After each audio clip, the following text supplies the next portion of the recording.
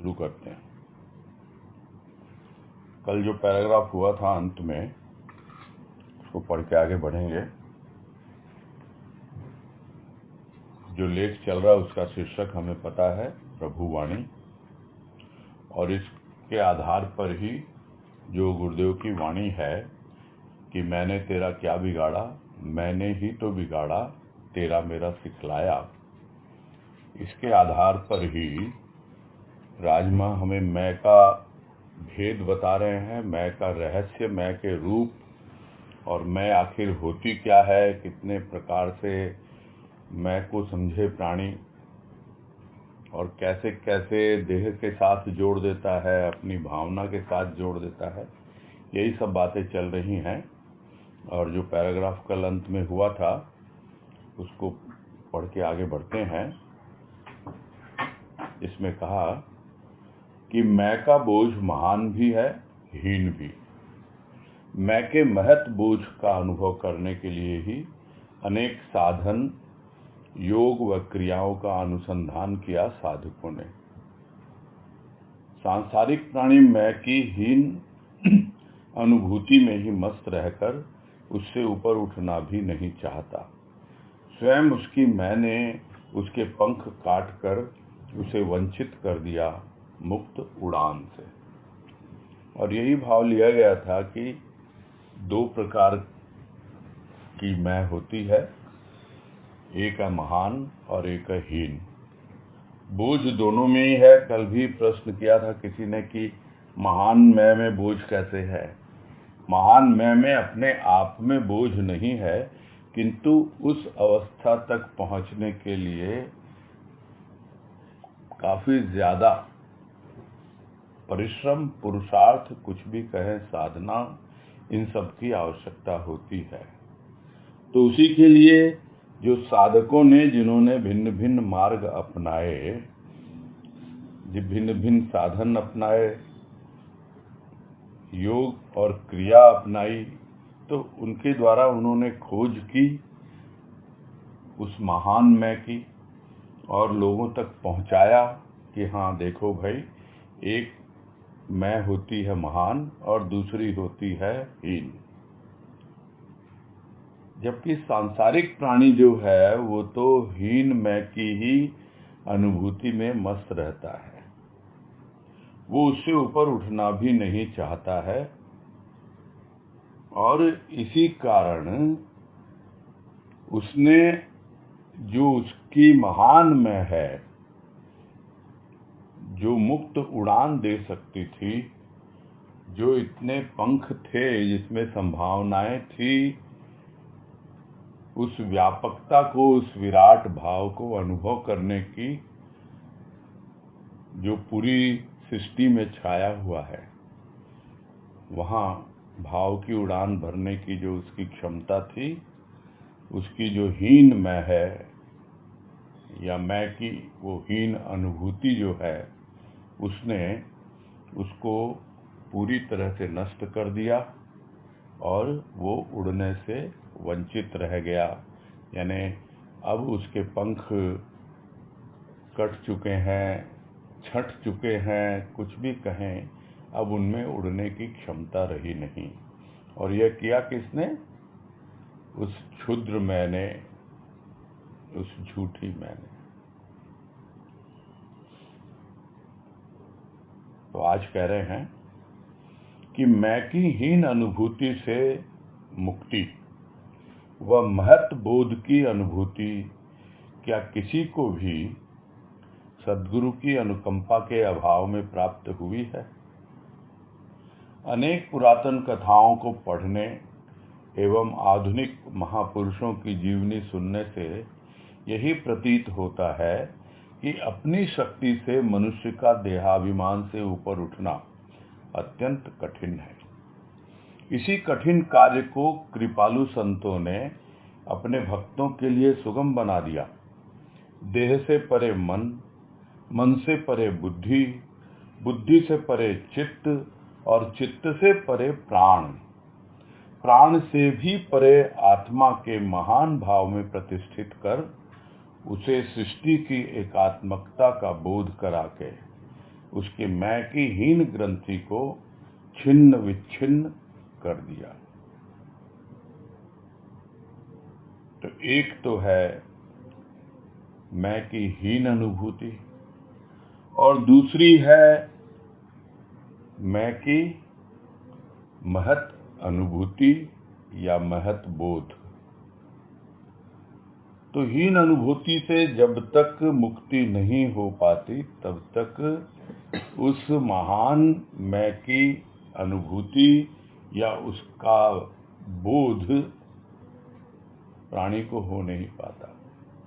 और इसका कोई भी कहीं उल्लेख नहीं मिलता कि किसी ने भी बिना सद्गुरु की कृपा के इस झूठी मैं को छोड़ा हो और सच्ची मैं को यानी उस महान मैं को, जिसे हम कहते हैं, एक है अहंकार जिसमें कार लगा हुआ है यानी वो विकार युक्त है, वो झूठी मैं है, और एक है अहम जो उसकी शुद्ध मैं है जिसमें किसी प्रकार का विकार नहीं है। तो जब सारे विकार दूर हो जाते हैं तब एकमात्र अहम रह जाता है और वही मैं की महत अनुभूति का बोध है या उस अवस्था को उपलब्ध होना है। तो बिना सद्गुरु की कृपा के, उनकी अनुकंपा के यह संभव नहीं है। उसके अभाव में आज तक किसी को भी प्राप्त नहीं हुई है। कितना भी पढ़ ले हम, कितने ग्रंथ पढ़ लें, कितनी भी पुरातन कथाओं को पढ़ लें, चाहे आज के युग के, आधुनिक युग के महापुरुषों की जीवनी पढ़ लें, इन सब से यही समझ में आता है कि कोई भी मनुष्य सिर्फ और सिर्फ अपनी साधना के बल पर या अपनी शक्ति के द्वारा इस झूठी मैं से ऊपर नहीं उठ पाएगा। इस देहाभिमान से ऊपर उठना अत्यंत कठिन है। क्यों कठिन है? ये बड़ा आसान है, क्योंकि ये संत ही है जो जीवन में आता है और हमें देह के अलावा भी कुछ है हमारे भीतर, इसका परिचय देता है। नहीं तो प्राणी अपनी देह को ही मैं समझता है और उसी के अभिमान में लगा रहता है, और यही मैं की हीन अनुभूति है। मैं की महत अनुभूति तक पहुंचने के लिए सिर्फ अपनी शक्ति पर्याप्त नहीं है, उसके लिए चाहिए सद्गुरु की कृपा। तो दोनों चीजें मिलकर जब प्राणी आगे बढ़ता है तभी जो कठिन से कठिन कार्य भी है वो सुलभ हो जाता है। और संतों ने अपने भक्तों के लिए इस कठिन कार्य को इतना सुगम बना दिया है, इतना सुलभ बना दिया है कि बड़े आराम से कोई भी उस अवस्था तक पहुंच सकता है। और आगे पूरा सिस्टमेटिकली बताया गया है कि किस तरह आगे बढ़ा जाता है, और ये बातें हम लोग हमेशा करते ही रहते हैं। और यहाँ फिर से उसको हम रिकॉल कर लें, फिर से याद कर लें कि अभी कहाँ है वो मैं। अभी वो मैं है देह में। किंतु संत क्या करते हैं? बतलाते हैं कि देह से परे है मन, मन से परे है बुद्धि, बुद्धि से परे है चित्त, चित्त से परे है प्राण। यानी एक एक स्टेजेस हैं, ये एक एक धरातल हैं। जब तक देहबोध में रहेगा तब तक उसे उस हीन मैं से मुक्ति नहीं मिलेगी और उस महत बोध की अनुभूति उसे प्राप्त नहीं होगी। यह बिल्कुल स्पष्ट है। तो एक साथ दोनों चीजें नहीं हो सकती हैं, उसको आगे बढ़ना ही है अपने अंतर यात्रा में, और वो प्रारंभ होती है मन से, और मन के बाद आती है बुद्धि, बुद्धि के बाद चित्त, और चित्त के परे है प्राण। और यह प्राण पूरी तरह से सूक्ष्म प्राण है और उन सूक्ष्म प्राणों से भी परे है आत्मा। तो संत क्या करते हैं कि उस आत्मा के महान भाव में प्रतिष्ठित कर देते हैं प्राणी को और यह बोध करा देते हैं कि देखो तुम्हारी आत्मा और इस पूरी सृष्टि में जो भी प्राणी हैं उनकी आत्मा, उनमें कोई अंतर नहीं है। दोनों की आत्मा एक ही है। तुम्हारी आत्मा मेरी आत्मा, भले ही तुम मुझे परमात्मा समझते हो, किंतु आत्मा और परमात्मा में भी कोई अंतर नहीं है। जो सृष्टि करता है, वो जो सृष्टि में पूरी जगह जिसे हम कहते हैं परमात्मा है, उसके साथ एकात्मकता का बोध, यानी आत्मा का परमात्मा के साथ एक होना, उसका बोध करा देते हैं। और उसकी जो भी हीन ग्रंथि है मैं की, ये गांठ बंधी हुई है, धीरे धीरे खोलते हैं और खोलते ही नहीं पूरी तरह छिन्न भिन्न कर देते हैं, ताकि प्राणी पुनः उस बंधन में न बंधने पावे। नहीं तो यदि धागा भी रहेगा, गांठ भी रहेगी, तो स्वाभाविक है अपनी पुरानी आदतों के अनुसार वो फिर से उनमें उलझेगा, फिर से अपने आप को उसमें लपेटेगा और इस तरह से पुनः वो उस हीन मैं की घेरे में बंध जाएगा, उसी की अनुभूति में फंसा रह जाएगा। एक बार को भी उस अवस्था तक पहुंच जाए प्राणी, तो यह नहीं है कि हमेशा के लिए हो गया। उसको मेंटेन रखने के लिए, उसको बनाए रखने के लिए सतत प्रयत्नशील रहना पड़ता है, और नहीं तो न जाने कब वो फिर से पद स्खलित हो जाए। यानी जो अहम पद तक पहुंचा है, एक अहम यानी सच्ची मैं, अहम यानी एक महत्वपूर्ण, एक महत्वपूर्ण अहम पद है कि प्रभु के पदों को पकड़ के, उसके चरणों को पकड़ के, और उसने उसे उठा लिया अपने हाथों से और उस पद पर बैठा दिया जहां उसे अपनी सच्ची मैं की अनुभूति हो गई। तो यह एक ऐसा महत्व पद है जिसे बनाए रखने के लिए सतत प्रयत्नशील भी रहना पड़ता है। पहले की साधना अलग होती है और बाद में उसको बनाए रखने के लिए भी प्रयत्नशील होना पड़ता है। एक छोटे से उदाहरण से हम समझ सकते हैं कि जिस तरह पहले बहुत कठिन परिश्रम के द्वारा कोई भी बिजनेसमैन, कोई व्यापारी, कोई इंडस्ट्रियलिस्ट, कोई भी है, वो खूब मेहनत करता है और अपनी एक अवस्था बना लेता है और वहां पहुंचकर उसे लगता है मैंने अपने लक्ष्य को पा लिया। वो अलग होते हैं जिनकी भूख कभी शांत नहीं होती, किंतु जो अपनी क्षमताओं को जानता है और अपने आप को समझता है, वो एक अवस्था विशेष तक पहुंचने के बाद ज्यादा हाथ पैर नहीं मारता, किंतु फिर भी उस अवस्था को मेंटेन रखने के लिए उसे सतत प्रयत्नशील रहना पड़ता है। बस इस छोटे से उदाहरण से हम समझ सकते हैं कि किस प्रकार से यदि किसी को उस अवस्था का बोध सद्गुरु की कृपा से हो भी जाए, जहां उसकी मैं की हीन ग्रंथि पूरी तरह छिन्न विच्छिन्न हो जाए, झूठी मैं नष्ट हो जाए और सच्ची मैं रह जाए, तो भी आवश्यक नहीं कि उसकी झूठी मैं पुनः जागृत नहीं होगी। बस यही समझना है। आगे कह रहे हैं, एक पतले से धागे को यदि अपनी उंगली पर लपेट कर मनुष्य घूमता आए, तो वह पतला सा धागा भी उसे बंधनग्रस्त बना सकता है। इस बंधन से छूटने का उपाय विपरीत दिशा में घूमना ही है।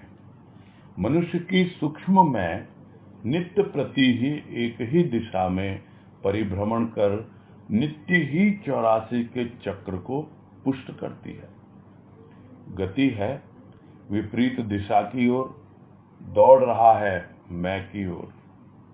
यदि वह देख पाता मुड़कर अपने सत्य स्वरूप की ओर, तो उसी रूप को पाने की प्रवृत्ति स्वतः ही उसे बंधन मुक्त कर सकती। और उसी ग्रंथि को समझा रहे हैं कि कैसे वो ग्रंथि बनी और क्यों बनी और कैसे उससे बाहर निकला जा सकता है। बोले पतले से पतला धागा भी हो, और उसने क्या किया, धागे को अपनी उंगली पर लपेट लिया। ये समझने के लिए एक उदाहरण है। और वो चक्कर काट रहा है, गोल गोल घूम रहा है, तो पतला सा धागा भी जो है उसके चारों ओर लिपट जाता है और उसे बंधनग्रस्त बना देता है, बना सकता है, बना देता है। इसमें कोई संदेह नहीं है। तो यदि वो बंधन से छूटना चाहता है तो उसको यह समझना होगा कि अभी तक जिस दिशा में घूम रहा था, जिस तरह समझे हम कि पहले वो उल्टी दिशा में घूम रहा था, यानी परमात्मा से विमुख था, संसार से सम्मुख था, एंटी क्लॉकवाइज घूम रहा था। उल्टी दिशा में घड़ी जिस तरह चलती है उससे उल्टा चल रहा था। तो घड़ी की सुई किस तरह चलती है, क्लॉकवाइज। तो उस तरह यदि विपरीत दिशा में चले, यानी पहले की विपरीत दिशा में, तो क्लॉकवाइज जब चलेगा तब वो समय के साथ चलेगा।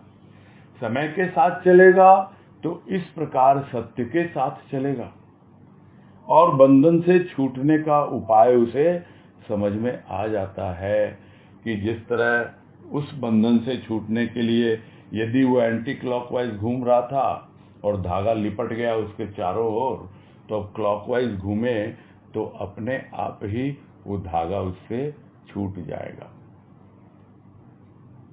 और यही अवस्था है मनुष्य की सूक्ष्ममय की। वो एक ही दिशा में रोज रोज सुबह शाम न जाने कितने जन्म जन्मांतर से उसी दिशा में गोल गोल चक्कर काट रही है। परिभ्रमण, भ्रमण यानी घूमना फिरना, परिभ्रमण यानी गोल गोल चक्कर काटना। बस गोल गोल चक्कर काट रहा है उसी दिशा में, उसकी मैं वहीं पर सीमित रह जाती है, और वो 84 का जो चक्र है वो और मजबूत होता चला जाता है। उससे बाहर निकलना तो दूर, वो उस 84 के चक्र को और पुष्ट करती चली जाती है। और यदि गति विपरीत दिशा की ओर, गति तो है उसकी, समझ रहा है मैं चल तो रहा हूं, जीवन तो मेरा चल रहा है, व्यतीत हो रहा है, किंतु विपरीत दिशा की ओर है, और दौड़ रहा है वो अपनी झूठी मैं की ओर। किंतु यदि वो दूसरी दिशा में देखता, मुड़कर देख पाता, यानी सम्मुख होता उसके अपने सत्य स्वरूप की ओर, तब धीरे धीरे उसकी प्रवृत्ति बदलती। क्योंकि अभी तक उसकी वृत्तियां उसे उन कार्यों में प्रवृत्त कर रही है जो उसकी झूठी मैं को और पुष्ट कर रही हैं। तो सत्य स्वरूप और अपने रूप को समझने के लिए अपने आप ही उसके भीतर वो प्रवृत्ति जागती, थोड़ा सा भी उसे भान होता कि मेरे भीतर छिपा हुआ वो सत्य स्वरूप परमात्मा, और वो कोई और नहीं है, मेरा अपना ही स्वरूप है। और उसको पाने के लिए, उसको देखने के लिए, उसकी अनुभूति के लिए वो प्रवृत्त होता, उस पर आगे बढ़ता, और इस प्रकार स्वतः ही बंधन से मुक्त होना प्रारंभ हो जाता। क्योंकि पहले जिस दिशा में घूम रहा था वो उसे बंधन में डाल रही थी, और अब जिस दिशा में घूमेगा वो उसे बंधन से मुक्त करेगी। इतनी सी बात समझ में यदि आ जाए प्राणी को, तो उसकी दिशा बदल जाए, और दिशा ही न बदले दशा भी सुधर जाए। यह बातें अच्छी तरह से समझ में आ जाती हैं। आगे है, इस मैं का रूप वह देखे कहाँ। जिस मैं का रूप देखता है वह तो माता पिता में, संबंधी मित्र में प्रत्येक मुहूर्त प्रतिबिंबित होता है। वह कौन सा दर्पण है जिसमें उसे अपने अहम रूप के दर्शन हो सकें। वह दर्पण वही है जिसकी स्वयं की मैं विलीन हो चुकी है। संसार तो व्यवहार का रूप है। अहंकार के व्यवहार में अहंकार का रूप, वह अहम के व्यवहार से अहम का रूप ही सम्मुख आएगा। तो जिस मैं की यहाँ बात हो रही है, यानी जिस शुद्ध मैं की बात हो रही है, जिस महत मैं की बात हो रही है, उसका रूप कहाँ देखे और कैसे देखे। क्योंकि वो जिस मैं को अपना समझ बैठा है, जिस मैं का रूप वो देखता है, वो तो अपने स्थूल संबंधों में देखता ही है ना, कि मैं कौन हूं, मेरी माता ये है, मेरा पिता ये है, मेरे संबंधी ये हैं, मेरे मित्र ये हैं, और उसकी मैं उन्हीं के इर्द गिर्द घूमती रहती है। उससे इतर, उससे अलग, उससे परे है ही नहीं उसको मैं की कोई अनुभूति। तो उन्हीं सब में प्रत्येक मुहूर्त उसकी मैं का प्रतिबिंब उसको दिखलाई पड़ता है। और यह जो प्रतिबिंब दिखलाई पड़ता है, वो कौन सी मैं है? वो झूठी मैं है। तो कोई तो ऐसा दर्पण होगा ना जिसमें उसे अपनी सच्ची मैं का दर्शन हो, जिसमें उसे अहम रूप का दर्शन हो, जो उसका अहम यानी वास्तविक जो उसकी मैं है, शुद्ध मैं है, उसका दर्शन हो। कोई तो ऐसा दर्पण हो। बोला है दर्पण। वो दर्पण वही है जिसकी स्वयं की झूठी मैं जो है वो विलीन हो चुकी है। यानी वो अब दर्पण बन के रह गया। उसका अंतःकरण पूरी तरह से निर्मल हो चुका है, और वो दिखलाएगा कि देख, इतना तो तेरे भीतर खोट है और इतनी तेरे भीतर शुद्धता है। ऐसा नहीं है कि शुद्धता नहीं होती है। उस शुद्धता का यदि आधार न हो तो फिर टिकेगी नहीं कोई चीज,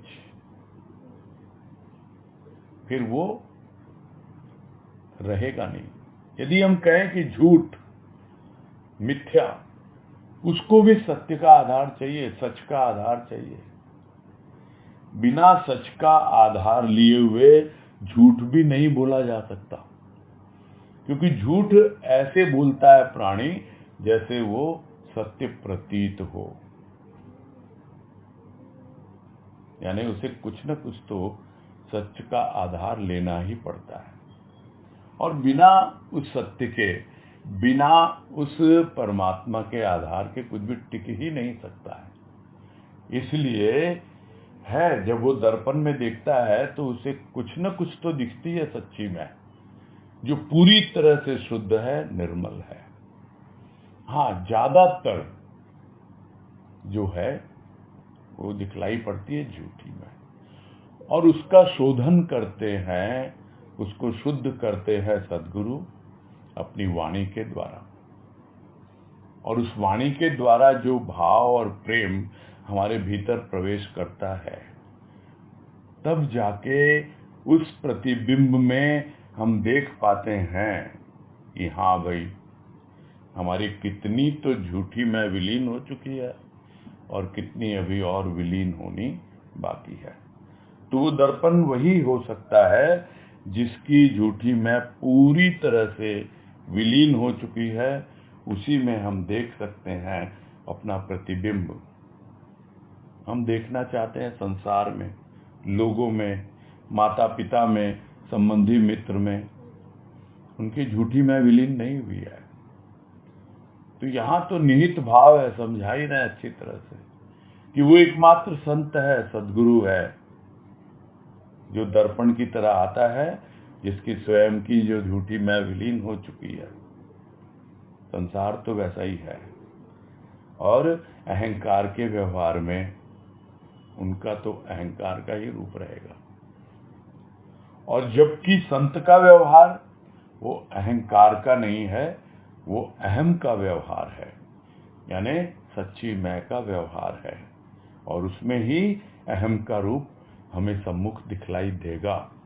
वो हमारे सम्मुख करेगा कि देखिए ऐसा है। अपने आप समझ में आने लगता है कि वास्तव में कहाँ कहाँ मेरी मैं जो है, झूठी मैं, वो अटकी हुई है, फंसी हुई है। और इतना ही नहीं, और हम उसे पुष्पित और पल्लवित करते हैं, खूब बढ़ाते हैं कि जिस पे हमारी चलती है, यानी हमारी मैं बड़ी खुश होती है। हाँ, इस पे मैं अपना ऑर्डर चला सकता हूँ, तो चला सकता हूँ तो खूब चलाते हैं उस पे, और हम अपनी मैं को पुष्ट करते चले जाते हैं। समझ नहीं पाते हैं कि ये झूठी मैं किस तरह हमें बांधती जा रही है, और दूसरी ओर जिससे हमें लगता है नहीं हमारा स्वार्थ है, तो हम उसके सामने झुक जाते हैं, उसकी मैं को पुष्ट करते हैं। किंतु क्या हमारी मैं उससे नष्ट होती है? नहीं। उसी तरह सदगुरु के सामने आकर भी यदि हम अपने स्वार्थ की पूर्ति के लिए कहे नहीं हमारी तो कोई मैं नहीं है, जो कुछ भी है तुम्हारा ही तो दिया हुआ है, मेरा तो कुछ भी नहीं है, किंतु भीतर में हमको पता होता है कि हमारी इसमें कितनी झूठी मैं कार्य कर रही है और कितनी जो है सच्ची मैं कार्य कर रही है। तो जो भी झूठी मैं का व्यवहार होगा वो वही रूप उसका बनेगा, और सच्ची मैं का जो व्यवहार होगा उसका वही रूप बनेगा, और दोनों चीजें हमारे सामने आने लगती हैं।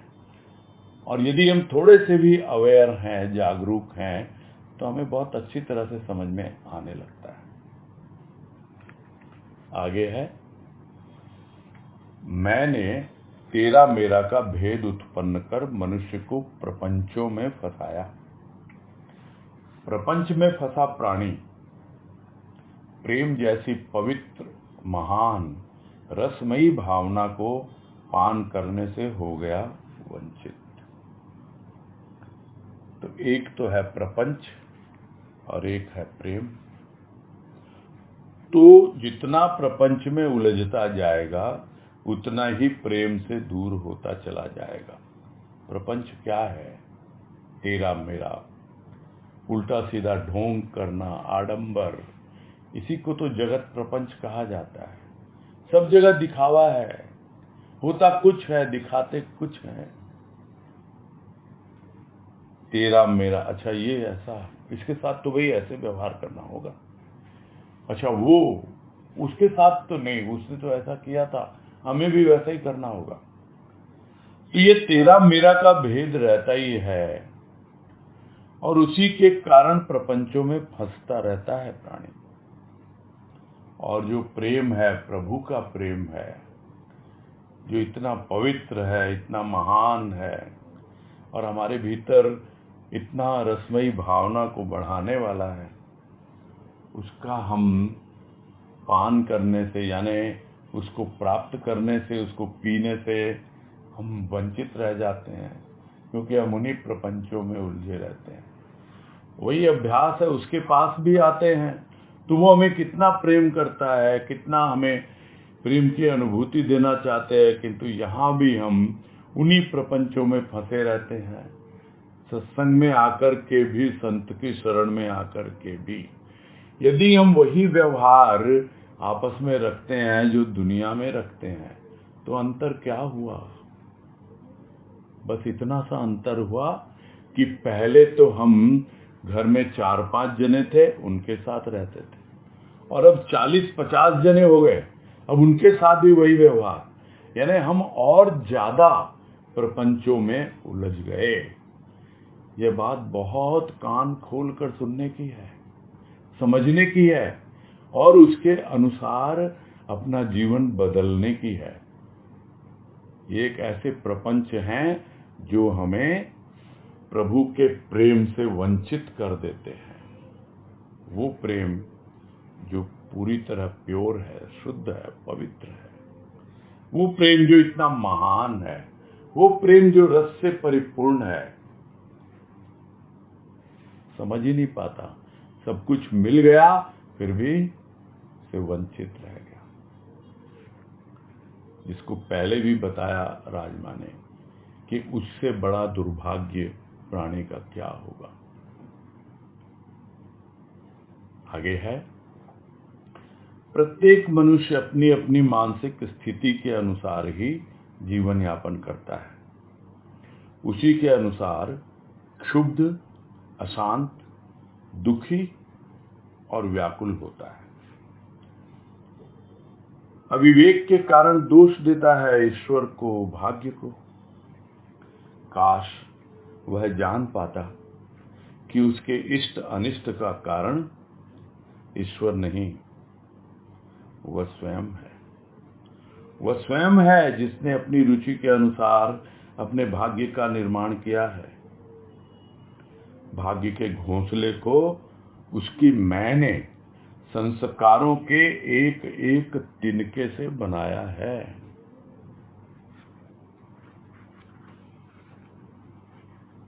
और इसमें यही समझा रहे हैं कि अपनी जिम्मेवारी समझे प्राणी, पूरी तरह से किसी और पर न डाले। दूसरों पर डालना बड़ा स्वाभाविक है और बहुत बार तो भगवान को भी दोष देने लगता है। तो यही कह रहे हैं यहाँ कि सबकी अपनी अपनी मानसिक स्थिति होती है, यानी जैसा उसका मानस होता है, जैसा उसका अंतरकरण होता है, उसी के अनुसार वो जीवन यापन करता है। जो बात बार बार आती है कि भाई सब अपने ही संस्कारों से प्रेरित होते हैं, तो संस्कार ही तो मानसिक स्थिति बनाते हैं और उसी के अनुसार कभी तो वो क्षुब्ध हो जाता है, यानी चिढ़ने लगता है, तिलमिलाने लगता है, क्रोधित हो जाता है और इसी कारण वो अशांत होने लगता है। शांति उससे कोसों दूर चली जाती है और जब अशांत होने लगता है तो स्वाभाविक है दुखी होगा ही, परेशान होगा ही, व्याकुल होगा ही। तो जैसी उसकी मानसिक स्थिति होगी उसी के अनुसार उसको देखना होगा, क्यों मैं क्षुब्ध हो रहा हूं, क्यों छोटी छोटी बातों से चिढ़ने लगा, क्यों मैं एकदम शांत होकर नहीं बैठ पा रहा। ये सब बातें सोचनी होगी ना उसको कि मेरी मानसिक स्थिति कैसी है, सिर्फ मैं ही समझ सकता हूं, कोई दूसरा नहीं बतलाएगा आकर के कि देख तेरे मन में ये चल रहा है। अक्सर लोग जाते हैं, बताते हैं, पूछते हैं कि भाई मेरे मन में क्या चल रहा है। चलो ये तो बहुत कम लोग करते हैं, लेकिन ये तो बहुत लोग करते हैं कि जाते हैं, बोला हमारे भाग्य में क्या लिखा है, किसी ज्योतिषी के पास चले जाएंगे, किसी और कहीं चले जाएंगे जो कुंडली देखते हो या हाथ की रेखाएं देखते हो, क्या लिखा है जरा बताओ।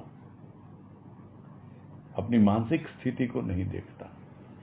वो दोष देता है ग्रह नक्षत्रों को, वो दोष देता है अपने भाग्य को, वो दोष देता है भगवान को, अपनी मानसिक स्थिति को नहीं देखता कि आखिर क्या चल रहा है मेरे भीतर। और इसीलिए कहते हैं अफसोस के साथ, यहां राजमा कह रहे हैं काश, काश, यानी कितना अफसोस हो रहा है कि तुम इसी में लगे हुए हो सारे जीवन भर। अरे तुम शायद जान पाते, समझ पाते इस बात को कि जो भी अच्छा बुरा हो रहा है, जो तुम कह रहे हो कि अनिष्ट हो रहा है, बुरा हो रहा है या अभिष्ट हो रहा है, जैसा मैंने चाहा वो हो रहा है, ये जो भी इष्ट अनिष्ट जो भी हो रहा है तुम्हारे जीवन में, उसका कारण ईश्वर नहीं है, वो स्वयं है। यानी तू स्वयं उसका कारण है। तू समझ प्राणी इस बात को, तूने ही अपना भाग्य लिखा है। पता नहीं क्या क्या तुम्हारे संस्कार रहे हैं, क्या तुम्हारा प्रारब्ध रहा है, और वो प्रारब्ध, उसी को तो साधारण भाषा में भाग्य कहा जाता है। तो जो हो रहा है अच्छा बुरा, वो किसका किया कराया है? वो प्राणी का खुद का ही किया हुआ है। तो काश वो जान पाता इस बात को, दूसरों को दोष देना बंद करता, यहां वहां भटकना छोड़ता और अपनी मन स्थिति को समझना, जानना, देखना, पढ़ना सब सीखता, और अपने भीतर वो क्षुब्धता, वो अशांति, वो दुख, वो सब आने के पहले ही सावधान हो जाता, ताकि यह सब विचार विकार उसे प्रभावित न कर सकें, और दोष देने की तो बात ही बहुत दूर रह जाती है। तो इष्ट अनिष्ट का कारण वो स्वयं है, और वो स्वयं ही है जिसने अपनी रुचि के अनुसार ही भाग्य का निर्माण किया है। जिसकी जैसी रुचि है वो करता है, उसी के अनुसार उसका भाग्य बनता है। किसी की रुचि है कुछ और चीजों में, वो उसमें लगे हुए हैं और उसी के अनुसार वो कर्म करते हैं, और वो कर्म ही जो उनका भाग्य बनाता है। जिसकी रुचि है भक्ति में, वो भक्ति में लगते हैं। तो रुचि कैसे जागती है? रुचि जागती है संगत से। उसके पहले तक ऐसे लोगों के संग में रहता है कि उन्हीं के अनुसार फिर वो जीने लगता है। किंतु जैसे ही संग बदलता है, वैसे ही रुचि भी बदलने लगती है। किंतु वहां आकर भी वो एक ही प्रकार की रुचि में लगा रहेगा। फिर रुचि बदलनी चाहिए, फिर और भक्ति कर रहे हैं, अच्छा लग रहा है, अब थोड़ा सा अपने आप को भी देखें, अपने आप को भी जाने, समझें। अरे अब तो सदगुरु की कृपा से हमारी चेतना जाग रही है, हमारा दृष्टा भाव जाग रहा है। हम देखें अपनी मानसिक स्थिति को, क्या चल रहा है हमारे साथ। उसके लिए भी रुचि होनी चाहिए। जब तक रुचि नहीं होगी, तब तक आपकी आगे की यात्रा नहीं बढ़ेगी।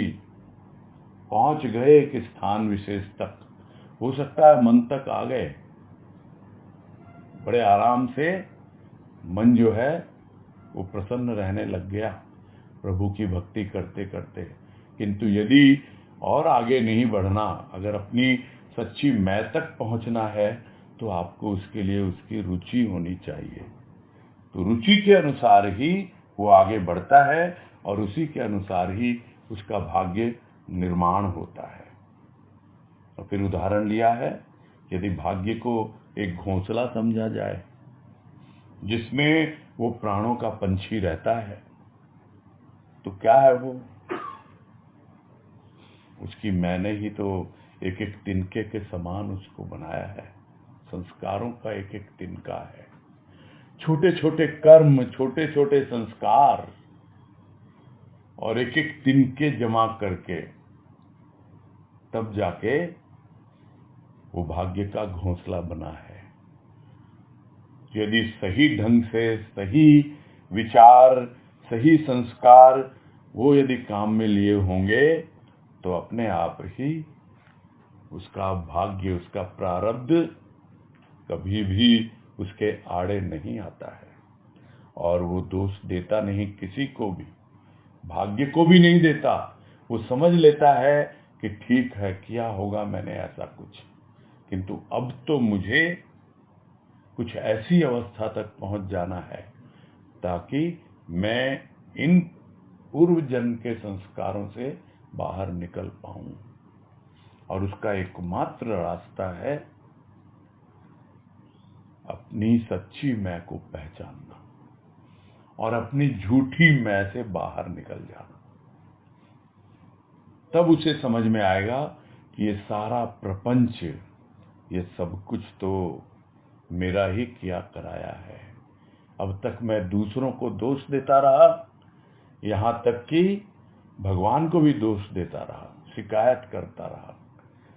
किंतु तब समझ में आता है यह मेरी झूठी मैं थी जिसने संस्कारों के तिनके इकट्ठे किए और अपने भाग्य का घोंसला बनाया। मैंने, ये मैं ही था। अन्यथा समझ नहीं पाता वो। यहां तो लिख रहे हैं राजमा, किंतु फिर भी क्या हमको समझ में आता है? जब तक हम स्वयं अनुभव नहीं करेंगे तब तक हो सकता है अभी समय विशेष पे कर रहे हो, किंतु फिर हम दूसरों को दोष देना शुरू कर देंगे। फिर हम सदगुरु से शिकायत करना शुरू कर देंगे कि ये मुझे ये नहीं करने देता, ये घर वाले ऐसे कर रहे हैं, ये मेरे लिए बाधक बन रहा है, ये ऐसा हो रहा है, वो वैसा हो रहा है। कोई नहीं, ये तुम्हारा मन ही है जो साधक है, ये मन ही है जो बाधक है। इस बात को जिस दिन समझ में आ जाए तब काफी कुछ आगे का रास्ता खुल जाता है।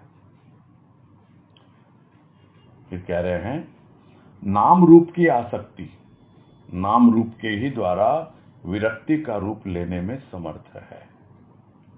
अपने नाम की आसक्ति यदि प्रभु नाम में परिवर्तित हो जाए, अर्थात मनुष्य की आस्था जो अपने प्रति है वही आस्था प्रभु के नाम और रूप पर हो जाए, तो वह आस्था ही उसे तुच्छ अहम से मुक्त कर सकती है।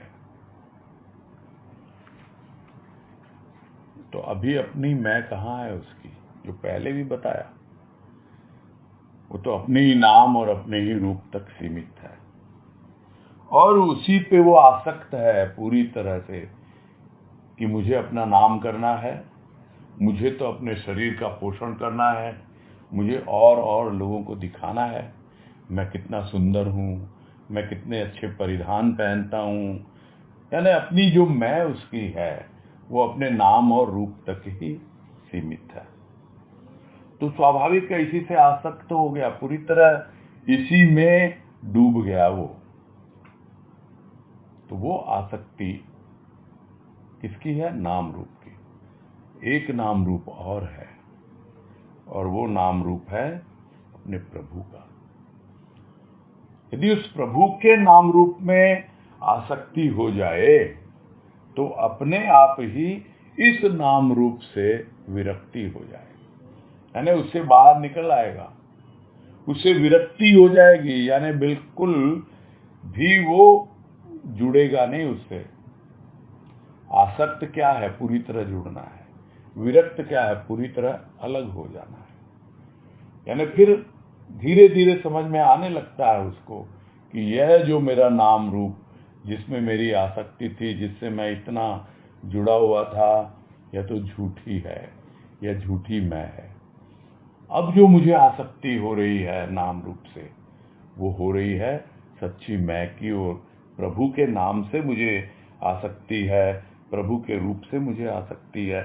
तो यह जो झूठा नाम रूप है उससे विरक्ति का रूप लेने लगती है और उसी में एक सामर्थ्य है इतनी, उसी के द्वारा संभव है, उसी में वो कैपेसिटी है जो हमें अपने झूठी मैं से बाहर निकाल पाए। यानी क्या चाहिए? पहले भक्ति चाहिए, और उस भक्ति में सबसे पहले क्या आता है? साकार भक्ति आती है। साकार भक्ति में क्या होता है? नाम और रूप होता है।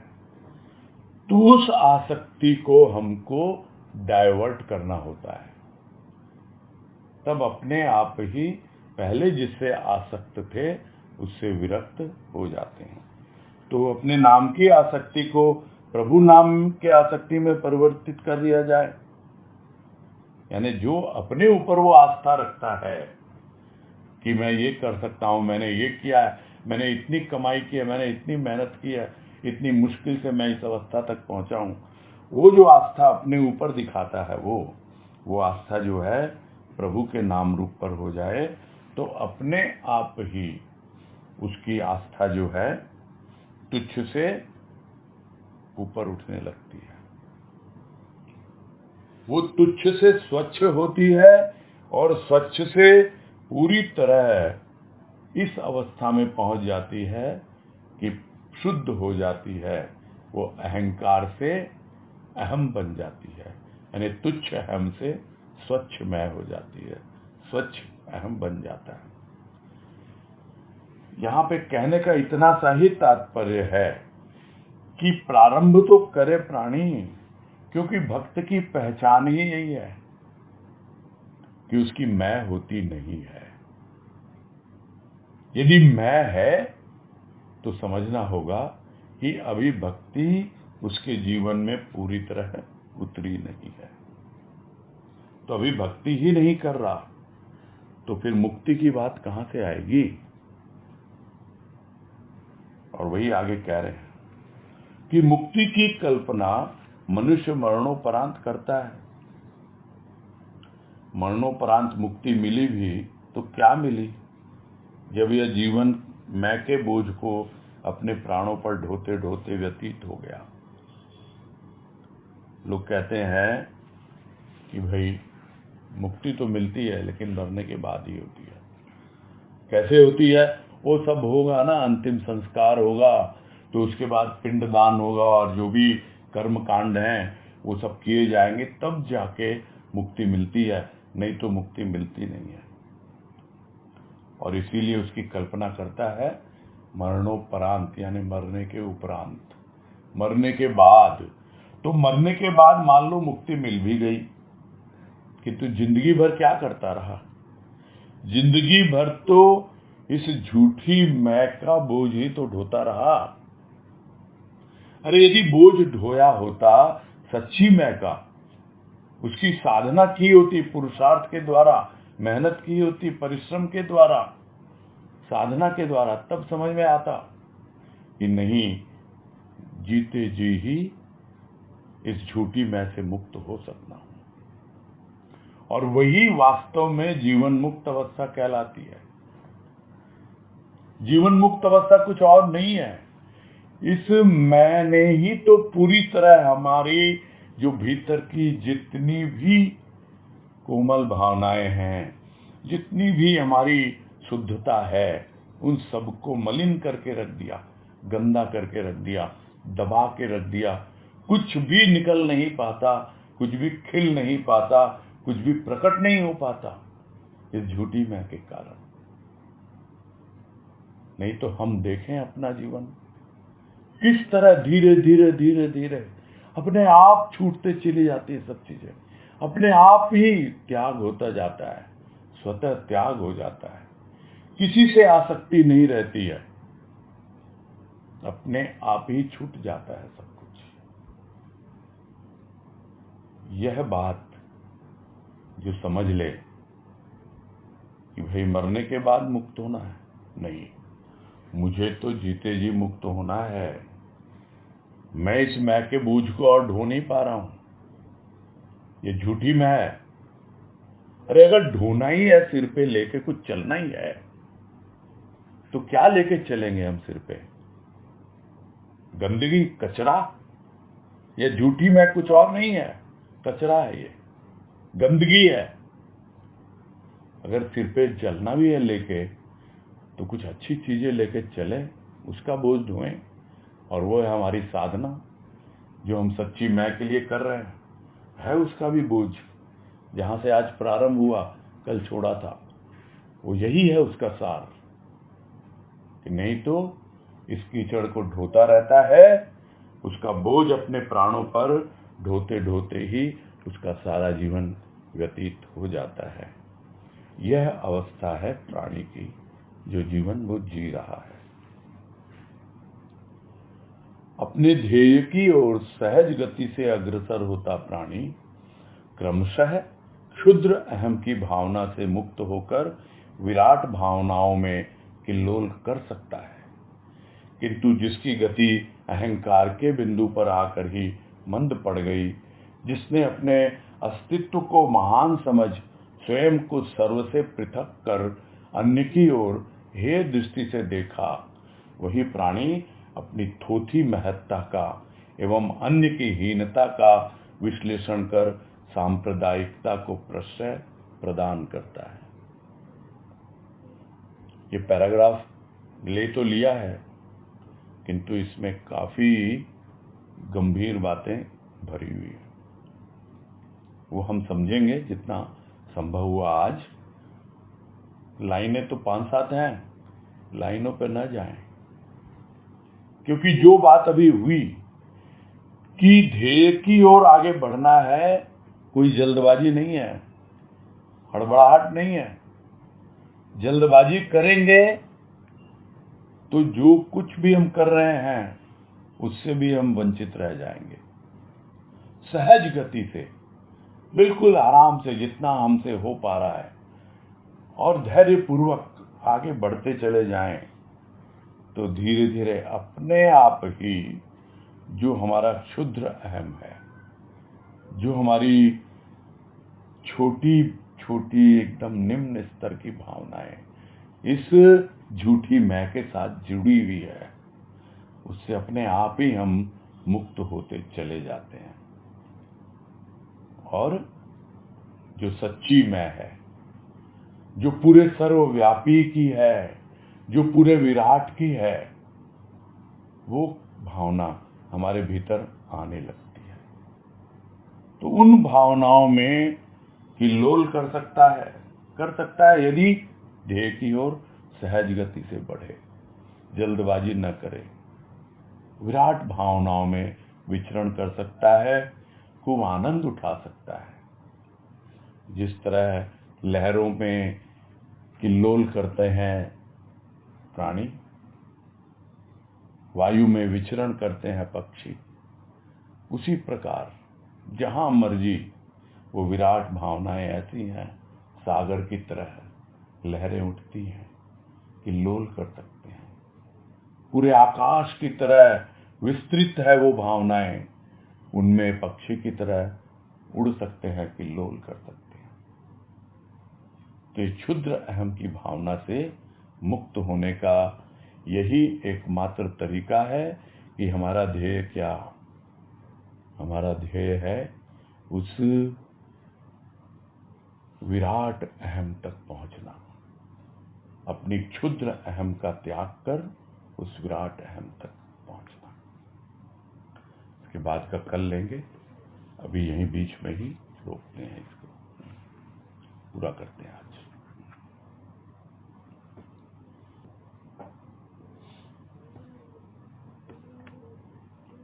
शकुंतला झुंझुनवाला, बोलिए। हरिओम भैया। हाँ हरिओम, बोलिए। इसमें बताया कि पहले घर में 4 लोग रहते थे, 40 लोग आ गए। भीतर का कुछ है ना भाई, नहीं बताया इसमें भैया। प्रपंच की बात हो रही थी ना। हाँ। प्रपंच जब तक नहीं छूटेगा, हाँ, तो वो आपकी जो मानसिक स्थिति है, आपके मन में वो प्रपंच अभी भी भरा हुआ है, उसी को समझना है। तो आप प्रपंच है जगत प्रपंच, दुनियादारी का। वो दुनियादारी यदि आपकी सत्संग में आकर के भी यदि नहीं छूटी और आप उसी प्रपंच में फंसे रहे, तो जो प्रभु का प्रेम है, इतना पवित्र है, इतना महान है, इतना रसमय है, तो उससे हम वंचित रह जाते हैं। यही कह रहे हैं, ये लिखा है राजमा ने साफ साफ। बहुत सुंदर है भैया, बहुत अच्छा लगता है, बहुत आनंद आ रहा है। और आप जो समझा रहे हो उसका तो अति बहुत ही ज्यादा आनंद आ रहा है। ये तो कृपा है गुरुदेव की, हमको भी आनंद आ रहा है। बहुत अच्छा लग रहा है, सुनने में अच्छा लग रहा है, सुनते जाओ। बहुत तो भीतर का प्रपंच यही मेरे थोड़ा समझ में आया था, मैंने सुना था। नहीं, अच्छी बात है। खुलासा कर लेना चाहिए। बिल्कुल बिल्कुल। हरिओम। हरिओम हरिओम।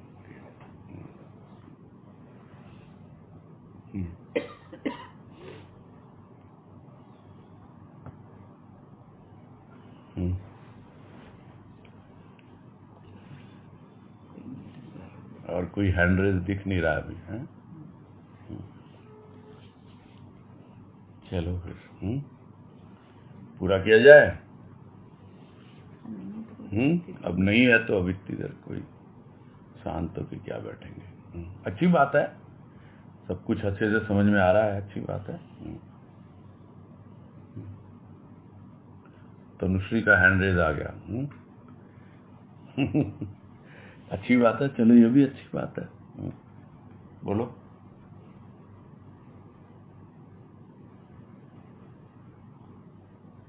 भैया।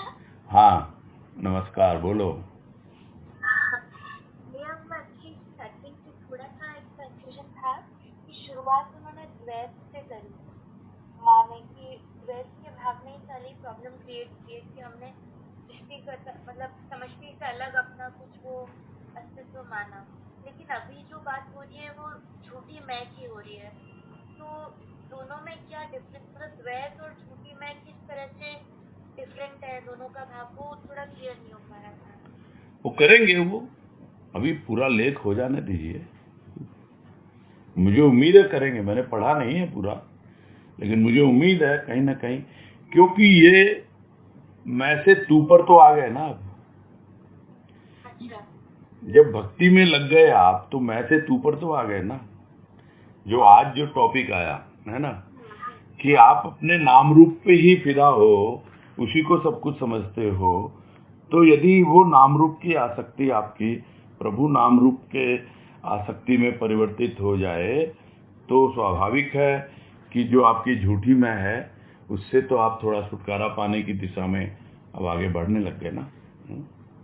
हाँ, तो उसकी शुरुआत तो हो ही रही है। अब आगे क्या बतलाएंगे देखो। आपने बोला था कि 3 तरह की मैं, जैसे एक तो एक बिगाड़ की और एक सुधार की और एक तीसरा जो मैं और उसके भाव से हमको ऊपर उठा देती है। तो ये जो हमको सुधारती है ये वो वाली मैं है कि हम अपने नाम के बजाय उसका नाम जब कहते हैं तो।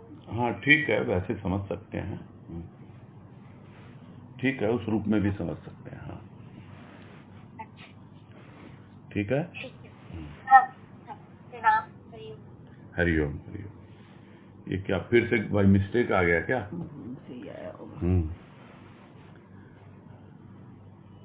चलो फिर पूरा करते हैं अब, हैं?